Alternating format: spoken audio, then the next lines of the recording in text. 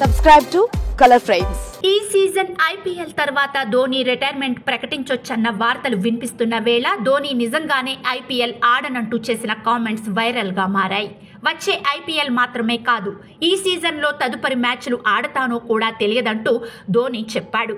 నిన్న చెపాక్ వేదికగా జరిగిన మ్యాచ్లో పంజాబ్ పై ఓడిన చెన్నై ప్లే ఆఫ్స్ అవకాశాలను కోల్పోయింది. దీంతో ఆ సీజన్లో టోర్నీ నుంచి నిష్క్రమించిన తొలి జట్టుగా నిలిచింది. ఈ సీజన్లో 10 మ్యాచ్లు ఆడిన చెన్నై 2 గెలిచి టోర్నీ నుంచి వైదొలిగింది. ఇక తప్పక గెలవాల్సిన మ్యాచ్లో పంజాబ్ అద్భుతంగా రాణించింది.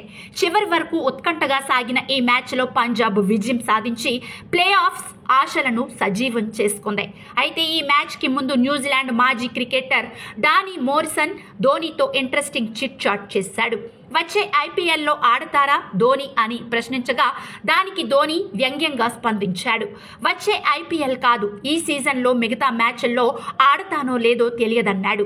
ధోని చేసిన ఈ కామెంట్స్ పై చెన్నై ఫ్యాన్స్ ఆందోళన చెందుతున్నారు.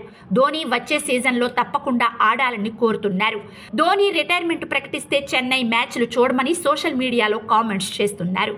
మరోవైపు ధోని వచ్చే సీజన్లో ఆడాల్సి అవసరం లేదని ఆస్ట్రేలియా దిగ్గజ ఆటగాడు ఆడమ్ గిల్క్రిస్ట్ చేసిన కామెంట్స్ వైరల్ గా మారాయి.